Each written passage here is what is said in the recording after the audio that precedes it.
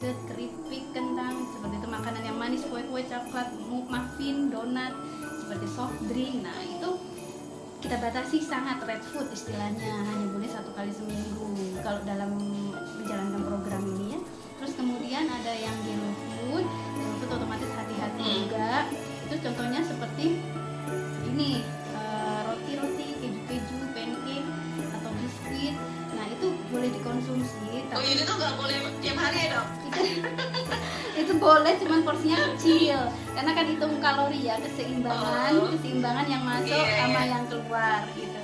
Nah terus kemudian untuk yang green food itu ya boleh dimakan kita setiap hari, itu artinya yang diet seimbang tadi gitu, yang komposisinya misalnya karbohidratnya sekitar, posisi di persentase itu 50 hingga 60%, proteinnya 15 hingga 20, terus lemaknya sekitar 25 hingga 30%, dan pemilihan lemaknya pun lemak yang tidak jenuh gitu ya dok ya, tidak jenuh, dan dikurangi yang jenuh-jenuh itu sekitar 7%, sehingga kita mencapai tadi target yang kayak kolesterol, trigliserid itu semua menjadi targetnya stabil.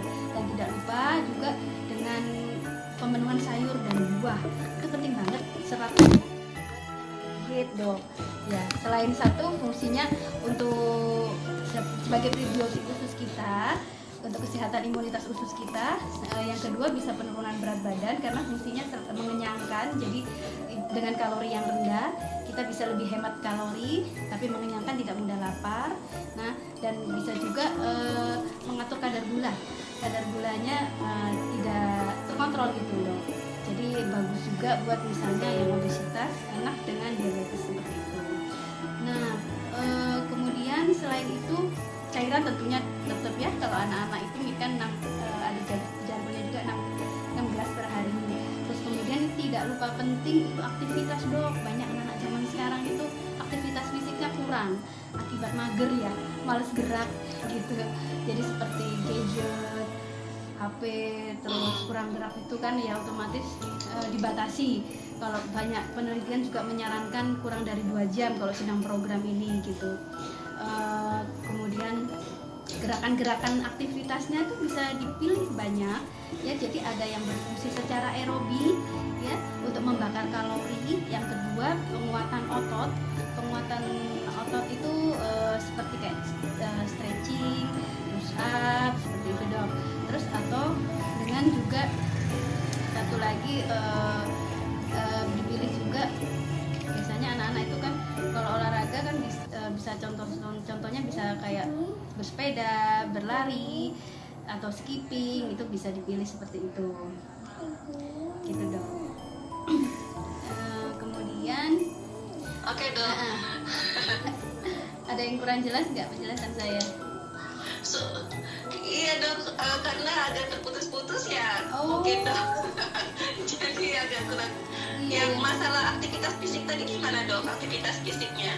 Aktivitas fisik itu ada aerobik satu dengan intensitas sedang. Nah itu biasanya bisa dipilih dengan seperti anak, ada anak dan obesitas anak, ada remaja ya. Kalau anak itu bisa seperti lari, terus kemudian bersepeda, sepatu roda, tapi mungkin tentunya nggak di tempat yang ini karena pandemi juga ya. Terus kalau remaja itu bisa dipilih dengan jalan cepat, bersepeda, terus mendaki, ski seperti itu. Terus kemudian kalau untuk melompat tali juga bisa ya, bela diri, karate seperti itu dok. Itu kan gerakan-gerakan anak-anak dan remaja. Kalau untuk yang penguatan ototnya biar waktu penurunan berat badan masa ototnya nggak hilang, jadi dikuatkan dengan misalnya push up, sit up, tarik tambang, terus olahraga yang memanjat tali juga bisa, terus senam kekuatan otot juga ada kan di YouTube juga bisa di ini. Terus kemudian kalau untuk yang ketiga yaitu penguatan tulang. Jadi senam penguatan tulang itu seperti skipping, melompat tali, berlari, terus bola basket, bola voli, tenis seperti itu, atau berenang ya seperti itu dok. Jadi Oke. benar sekali ya dok ya. Jadi selain pengaturan makan, juga kita harus pengaturan aktivitas fisik ya dok ya. Gitu. Dok, satu lagi dok. Waktu pengaturan makan itu apa memang harus tadi dikurangi 200 kalori kan dok ya setiap makan, tapi tetap frekuensi makannya itu apakah benar tetap 3 kali sehari atau 2 kali sehari atau makannya memang dikurangi sekali sehari?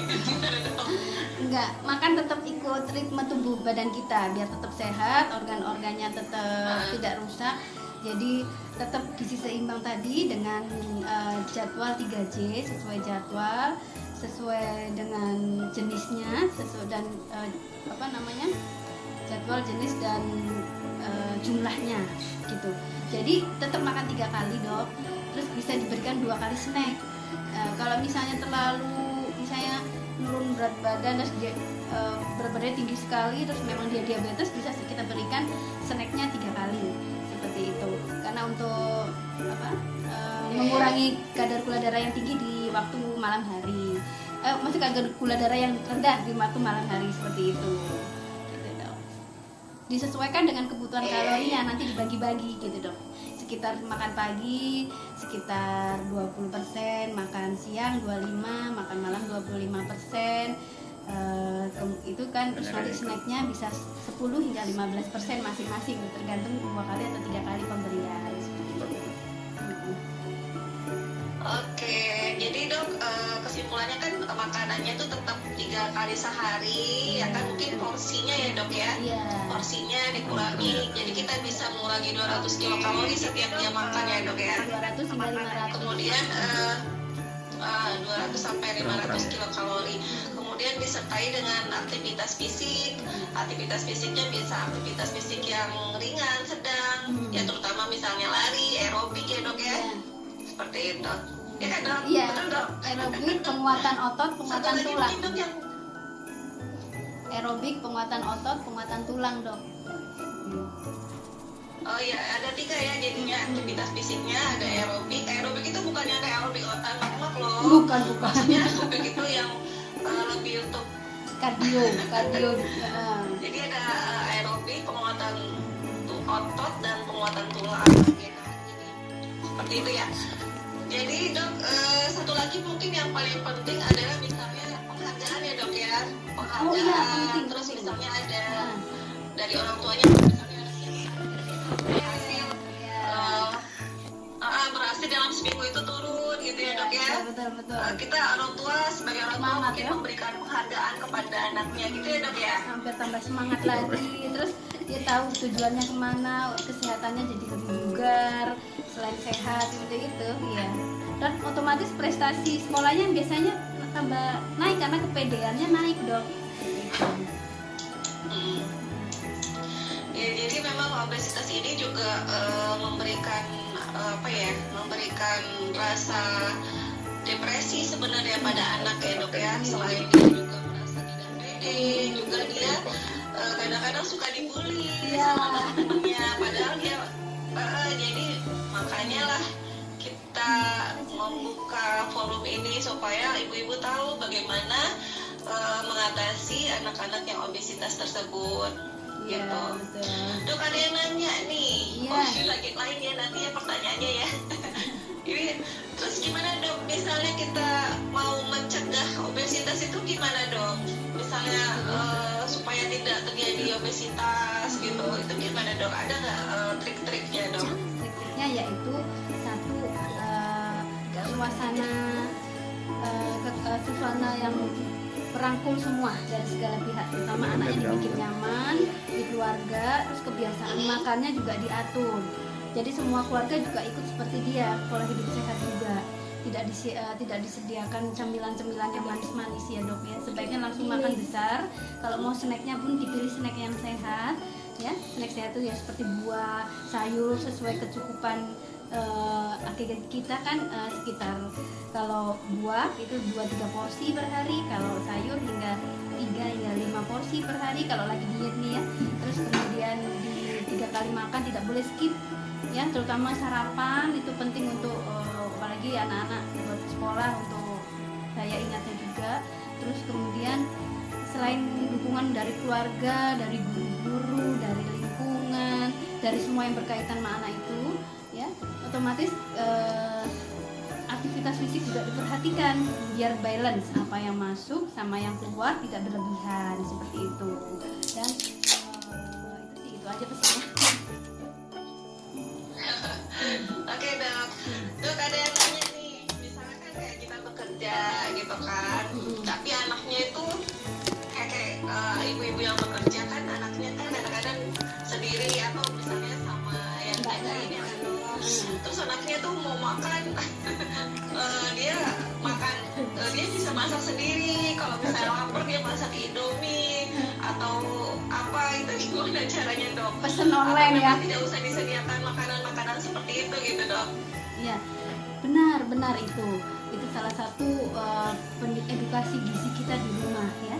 Jadi sebaiknya memang sesibuk apapun kita tetap harus memperhatikan tentang masa depan anak, terutama tentang gizinya ya.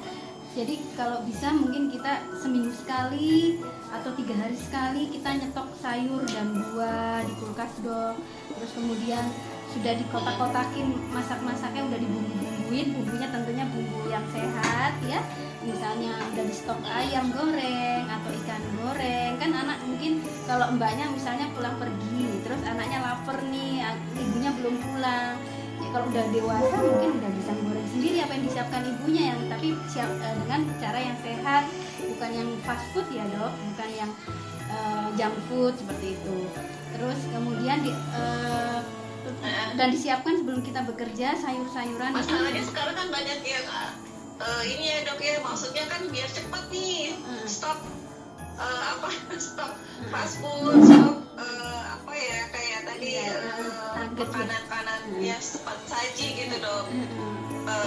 Tapi kan frozen food itu kan itu juga termasuk ya dok ya? Ya itu sebenarnya kalau di dalam kita diet yang anak obesitas kan harus diperhatikan juga kadar garamnya dok. Garam, gula itu ditaker. Kalau rekomendasi kan tidak boleh lebih dari 2 hingga 3 kalau untuk gula ya untuk anak per hari. Kalau untuk yang garamnya juga begitu ya, sekitar 1.500 hingga 2.300 mg natrium. Jadi itu sekitar 2/3 sendok teh per 24 jam. Jadi kalau kita makan yang frozen gitu, kita lihat komposisi labelnya. Anak-anak pun juga bisa mulai belajar membaca label makanan dong kalau udah besar. Jadi dia tahu menerapkan pola hidup dia sehat meskipun ibunya nggak ada. Misalnya itu tujuannya untuk kalau udah lepas dari kita kuliah, misalnya udah jauh dari orang tua kan, dia juga ilmu itu akan mendarah daging istilahnya. Misalnya di dalam satu contoh kita nggak ngomong nugget, bukannya nggak sehat. Tadi kan yang red food jadi 1 kali per minggu. Itu misalnya di dalam satu porsi sajian 5 nugget itu sekitar 270 mg natriumnya dong ya. Jadi kita bisa terus proteinnya sekitar 12 hingga 13 biasanya. Nah, kebutuhan untuk sekali makan, andaikan terpaksa memang harus makan itu gitu, kita hanya boleh memberikan 2 hingga 3 dok buah gitu. Misalnya urgent sekali, ibunya harus berangkat subuh, terus anaknya disiapin itu aja masak itu. Nah, itu terus nggak ada telur yang bisa diceplok atau nggak ada ayam yang sedang dibumbu, ya udah yang ada di kulkas misalnya nugget ya boleh, cuman ya hanya 2 hingga 3 dan tidak boleh terlalu sering gitu, karena garam itu tadi kalau terlalu banyak dia kan menahan air, jadi untuk proses diet itu kurang bagus. Tidak jadi makin gendut ya dok? Iya betul. Gitu, sama gula juga ya gitu. Oke dokter. Terus tipsnya lagi tuh kalau misalnya pemilihan susu kan penting buat anak. Ya, untuk pemilihan susu kan penting ya, gitu buat tulang, untuk vitamin, mineral, dipilih yang rendah lemak gitu, yang skim ataupun low fat gitu dong. Jadi lemaknya yang diharapkan 0 hingga 1%, jadi nggak memperberat saat dia diet gitu. Oke, jadi susu boleh ya dok ya sebenarnya ya dok ya? Boleh dipilih yang low fat atau rendah lemak, dengan proteinnya tetap kita butuhkan di situ, kalsiumnya, vitaminnya, mineralnya juga kita butuhkan di situ. Oke, dokter ini menarik sekali dokter tentang obesitas pada anak ini. Jadi mudah-mudahan ibu-ibu di rumah sudah bisa memahami lah ya dok ya, bagaimana pengaturan makan pada anak, walaupun ibunya bekerja tapi tetap memberikan makanan yang sehat untuk anaknya. Ya dok ya. Ada nggak pesan-pesan tertentu dok sebelum kita selesai, sebelum kita ini dok, ada nggak pesan-pesan sebelum kita selesai dok, pesan-pesan untuk ibu-ibu di rumah supaya tetap semangat, supaya memberikan makanan yang sehat untuk anak-anaknya dok? Oh iya ya. Jadi gizi lebih atau obesitas ini kan ditegakkan berdasarkan anamnesis, pemeriksaan fisik, pemeriksaan antropometri, ya, deteksi dini komorbiditas yang dibuktikan dengan pemeriksaan penunjang. Nah, semua ini harus dilakukan dengan bantuan dari orang tua, anggota keluarga, teman, guru yang dilibatkan dalam tata laksana obesitas ini. Terapi ini sangat intensif, jadi butuh dukungan moral yang kuat, terus dan dukungan pemilihan jenis makanan dan penyetokan makanan di rumah seperti itu. Karena ini semua akan melindungi anak dari early adiposity rebound, jadi lemak-lemak yang menumpuk berulang kali itu tidak berulang, ya, dan pencegahannya juga mencegah komorbiditas seperti penyakit-penyakit yang tadi metabolik maupun degeneratif nanti di saat usia yang sudah tua gitu.